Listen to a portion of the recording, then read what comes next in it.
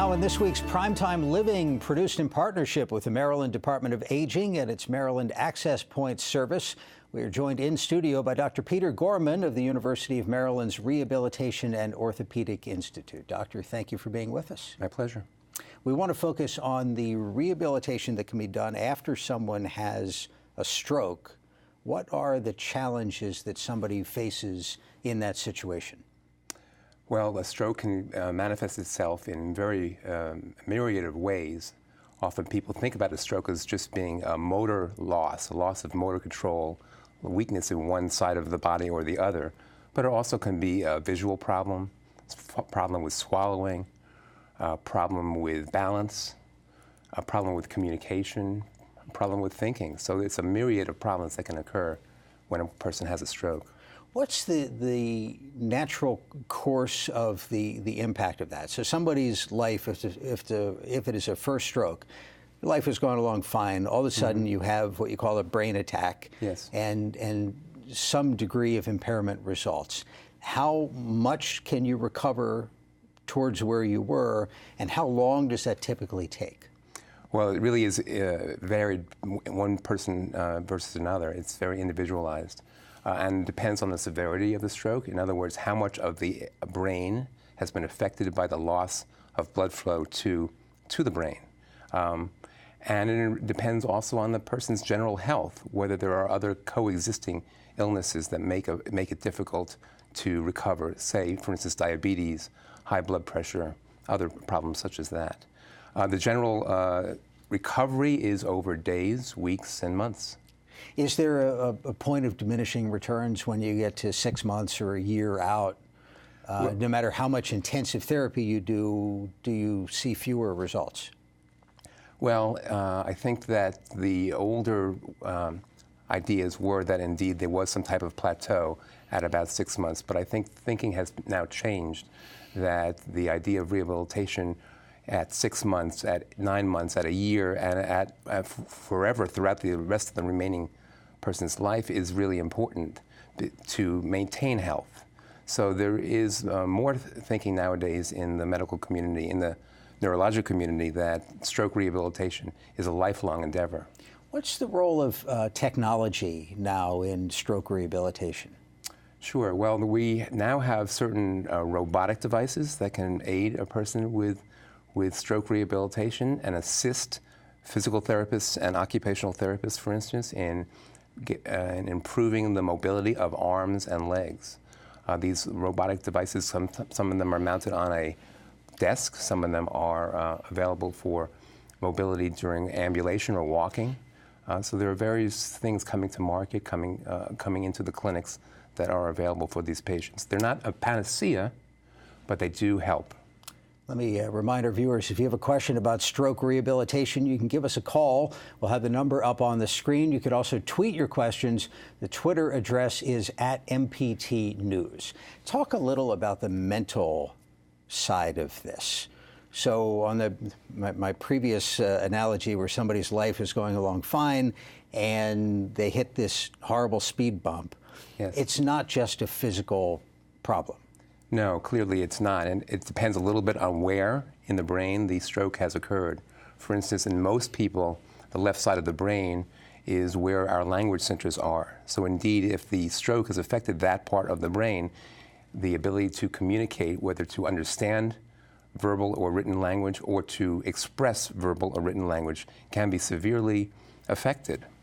In people who have strokes on the other side of the brain, their spatial capabilities may be impaired, and in either condition there can be cognitive deficits, especially if one has had multiple strokes over their life. I should have asked that differently. I was thinking psychological as opposed to Sure. mental. But say someone's mental functioning is not severely affected, but they have some physical deficits. There's a psychological impact of that. This is true, and there is an increased incidence of depression in people with stroke, people who have had a stroke. It's a reactive depression. In other words, it occurs because of the fact that they have changed, their body image has indeed changed, their abilities to get around the world has changed, and their capabilities to interact with family and friends has changed.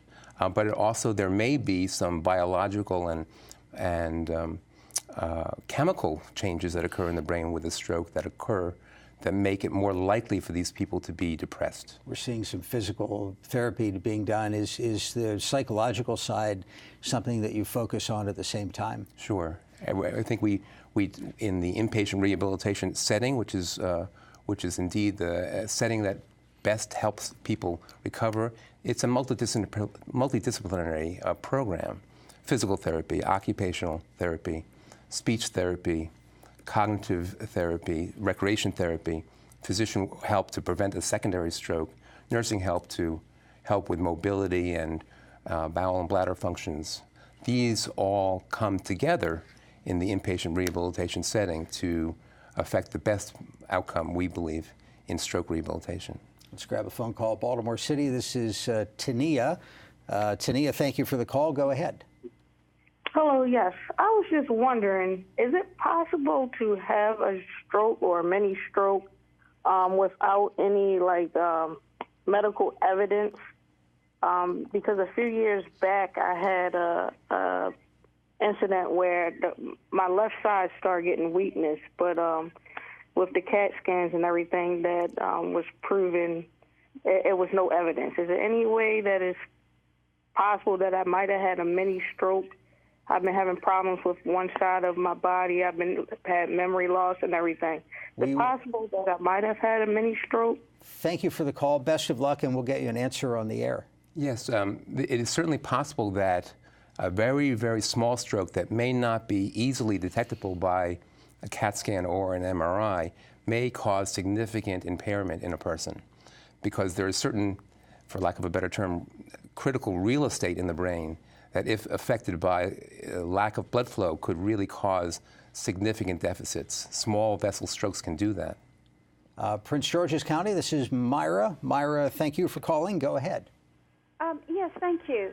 About 4 years ago, I was getting ready to go to work, and I had something that was like a little stroke, because my mother and father and my grandfather have all had strokes.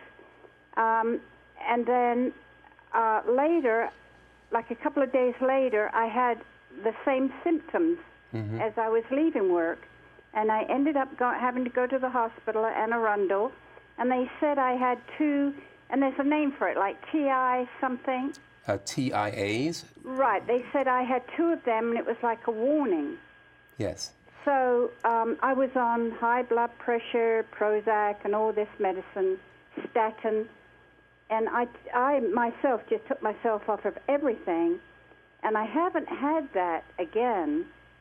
But I'm just wondering, well, should I keep in touch with a cardiologist, or I haven't had anything like that since then?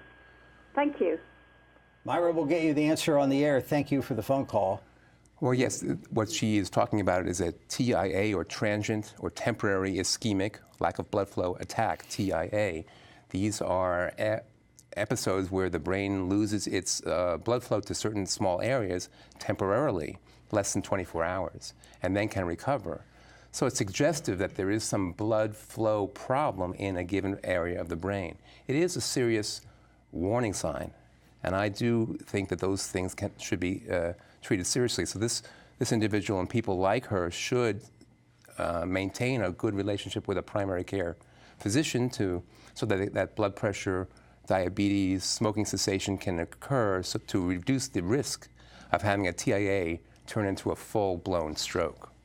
Let's talk to Susan in Queen Anne's County. Susan, thank you for the call. Go ahead.